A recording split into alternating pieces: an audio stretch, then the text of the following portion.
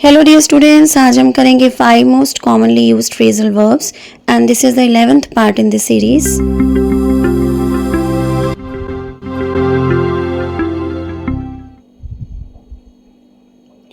Number 1, back somebody up.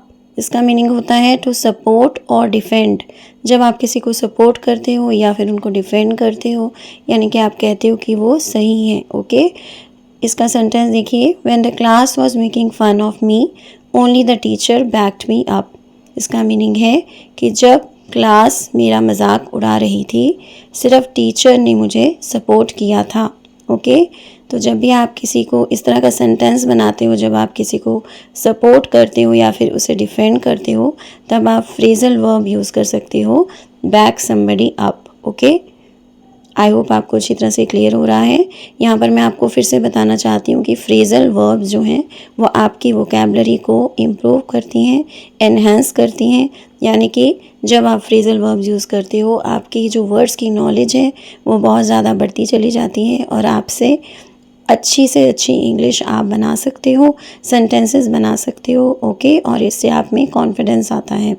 तो चलिए बढ़ते हैं हम नंबर 2 सेकेंड फ्रेजल वर्ब की तरफ, come down with something.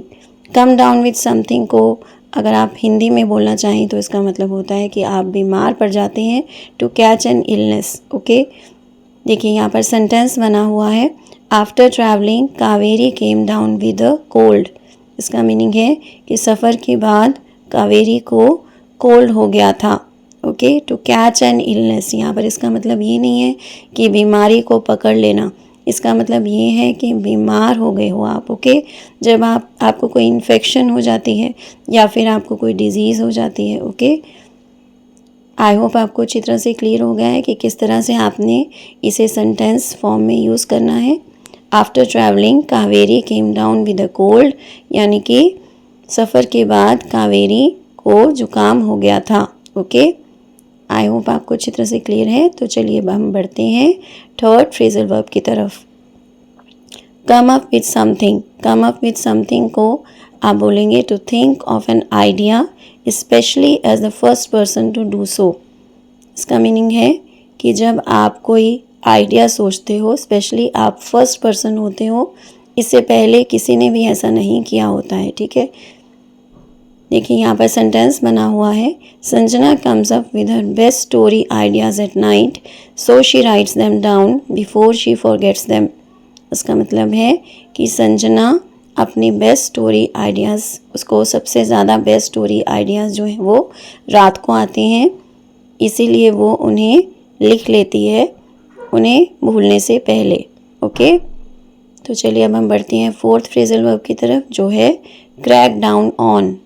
Crack down on का मीनिंग होता है टू अटैक और पनिश समवन हार्शली। जब आप किसी को बहुत ही बुरी तरह से अटैक करते हो या फिर उसे पनिश करते हो, यानी कि उसे सज़ा देते हो। देखिए यहाँ पर सेंटेंस बना हुआ है, ever since last month's accident police have been cracking down on drunk driving.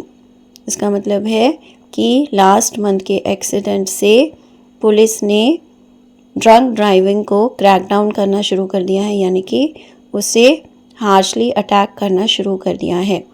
अब हम देखते हैं number 5, end up.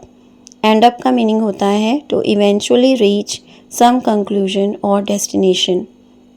After thinking for a day he ended up taking a job.